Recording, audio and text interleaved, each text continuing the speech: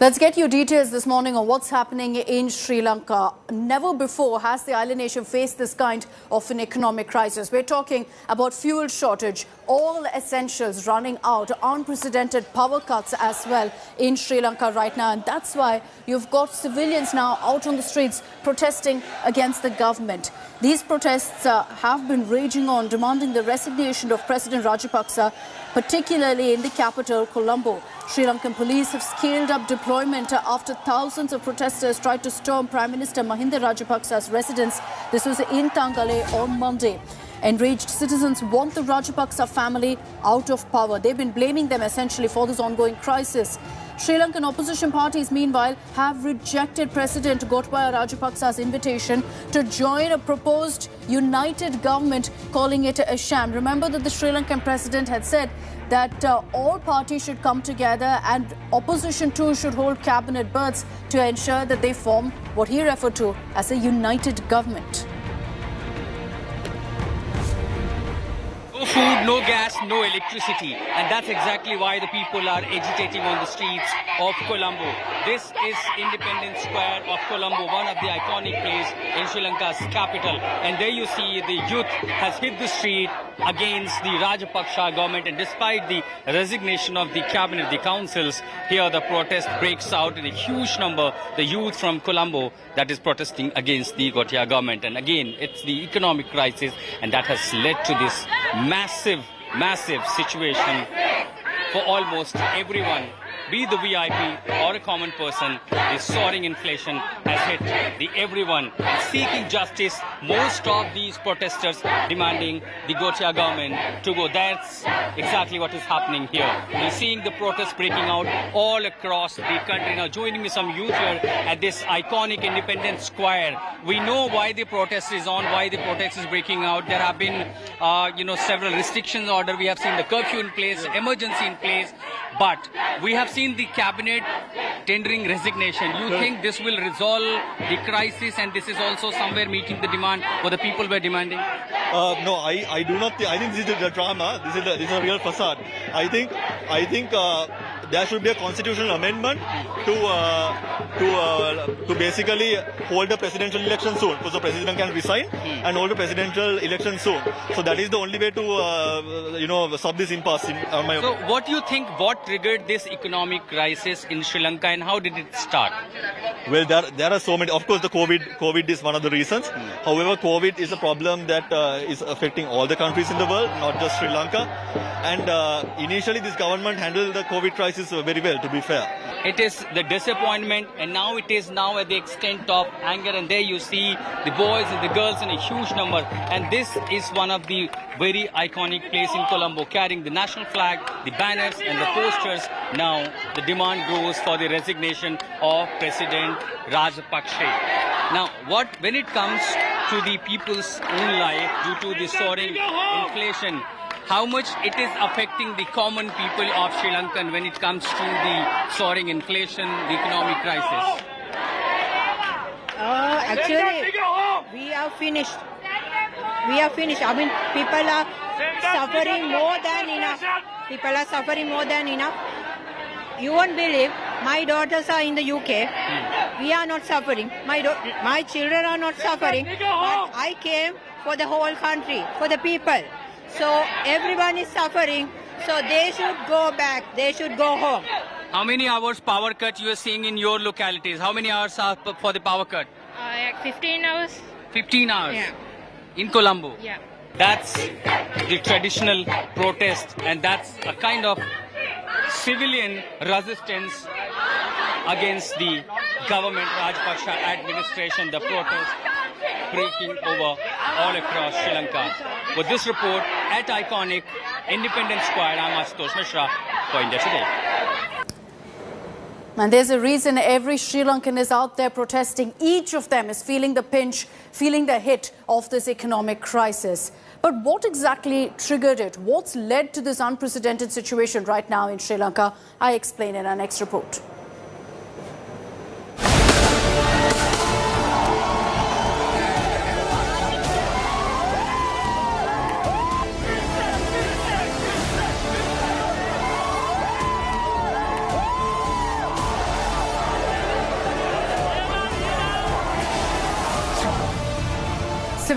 dismantling government property. Plumes of black smoke rising from a vehicle set ablaze. Police in riot gear unleashing hell.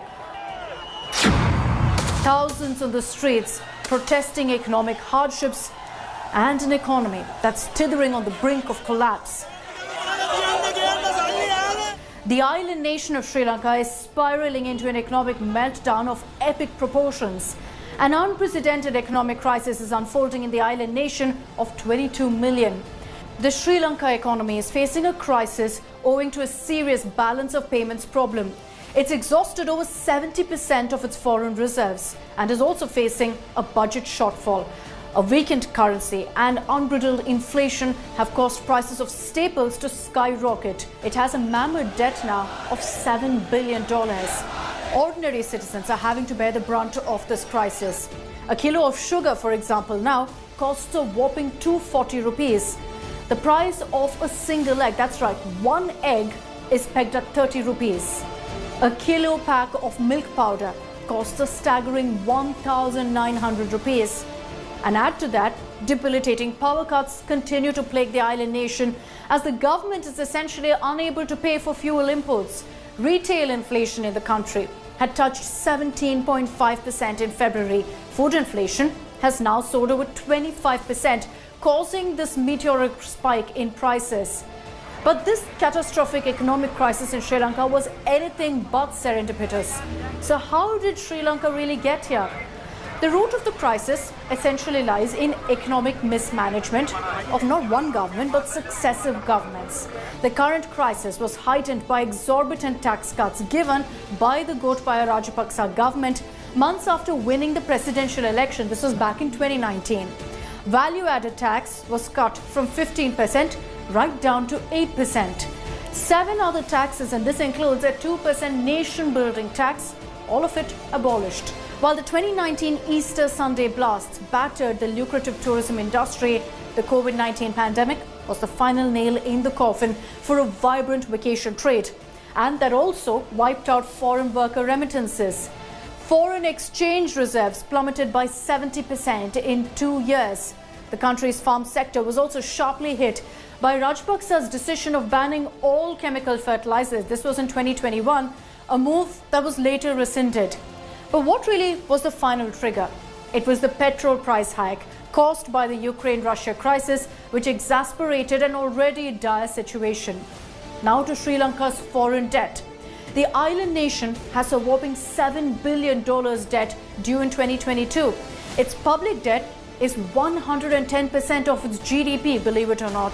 Sri Lanka owes most of its debts to countries like China, Japan, to us, India, and organizations like the World Bank and Asian Development Bank.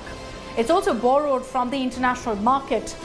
While market borrowings make up 47% of the debt, Asian Development Bank is about 13%, Japan and China make up 10% each. So amid this crisis, who's helping Sri Lanka? And I'm sure you're all asking, what's India doing? The Sri Lankan government has approached the International Monetary Fund, the IMF, for help. The Rajapaksa government has also sought help from China as well as us in India. A diesel shipment under a $500 million credit line has been agreed with India. We're also providing a $1 billion credit line for essential imports. China, meanwhile, is considering a request of $2.5 billion from Colombo. It's also gifted 2,000 tons of rice to help address the food crisis. What next for Sri Lanka? Well, debt restructuring and short-term loans from the IMF as well as the World Bank may stabilize the economic and financial situation of the island nation. But growing protests and austerity measures that have been demanded by lenders may further force the government to the brink of collapse. So this is a long-term crisis that the island nation is staring at. Now, celebrities across the world are speaking out on what the common Sri Lankan is currently facing due to this economic crisis. And we tell you now about how Sri Lankan cricketers are also taking to social media to condemn what's happening in their country, many of them even hitting the streets to join the protest.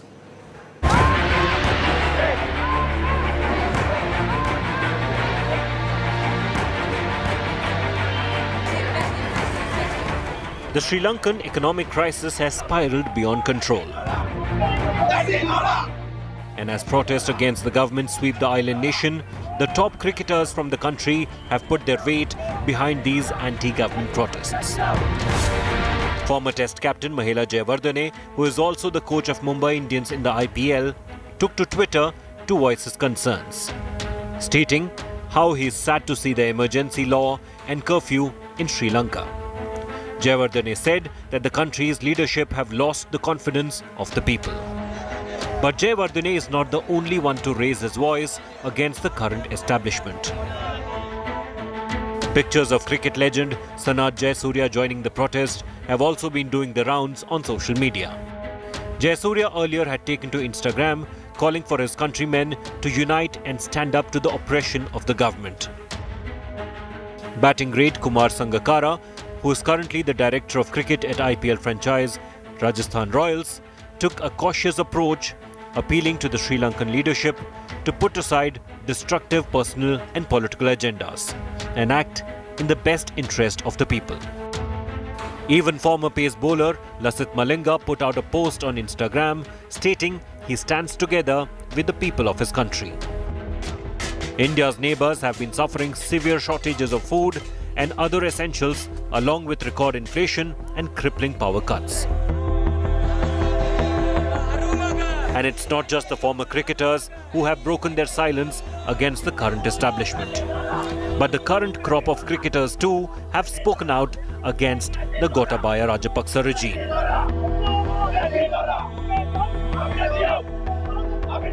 Bhanuka Rajapaksa, who is currently with the Punjab Kings, wrote on Instagram that the people of Sri Lanka deserve to be heard and their voices should not be ignored. RCB's Vanindu Hasaranga also asked his countrymen to stay strong for their motherland. Even as troops have been deployed around the island after the government imposed a state of emergency, protests condemning the government continue to defy the curfew. And cricketers who continue to enjoy great popularity in the country could well unsettle the Rajapaksa government with their remarks. Sports Bureau, India Today.